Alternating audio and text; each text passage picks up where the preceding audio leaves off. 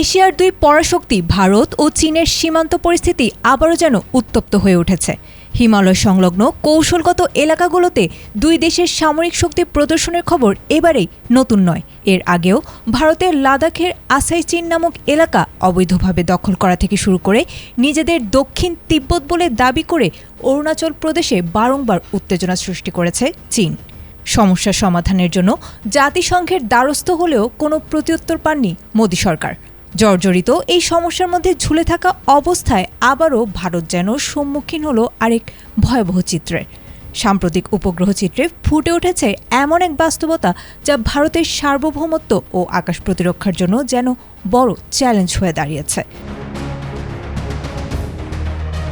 উপগ্রহ চিত্র বিশ্লেষণকারী প্রতিষ্ঠান ভ্যান্টরের তথ্যমতে চলতি বছরের জুন ও জুলাই মাসে ভারত সীমান্ত লাগোয়া শিনজিয়াংয়ের হোটান এবং তিব্বতের দামসুং বিমান ঘাঁটিতে চীনের শক্তিশালী 11টি J-20 মাইটি ড্রাগন যুদ্ধবিমান দেখা গেছে।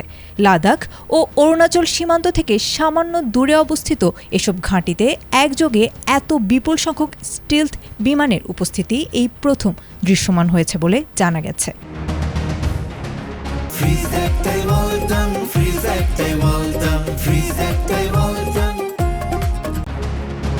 সামরিক বিশ্লেষকদের মতে সীমান্ত এলাকার উচ্চমাত্রার ঘাঁটিগুলো থেকে এসব যুদ্ধবিমান পরিচালনা করা বেইজিংয়ের জন্য এখন যেন নিয়মিত রুটিনে পরিণত হয়েছে।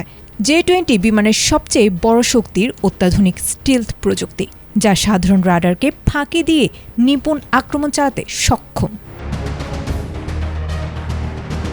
এর বিপরীতে ভারতের হাতে থাকা চতুর্থ প্রজন্মের ফরাসি রাফাল কিংবা সুখোই 30 বিমান শক্তিশালী হলেও সেগুলো স্টিলথ ক্যাটাগরির নয়। ভারতে নিজস্ব প্রযুক্তিতে পঞ্চম প্রজন্মের AMCA স্টিলথ ফাইটার তৈরির প্রক্রিয়া চালু থাকলেও বিমান বাহিনীতে তা যুক্ত হতে অন্তত আরও 1 দশক সময় লেগে যাবে।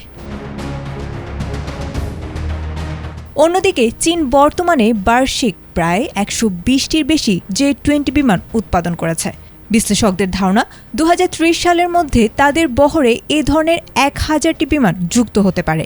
আকাশসীমায় চীন যেখানে নিজেদের অবস্থান প্রতিনিয়ত শক্তিশালী করছে, সেখানে ভারতের জন্য এই রূপান্তর মোকাবিলা করা একটি বড় কৌশলগত পরীক্ষা বলা যায়।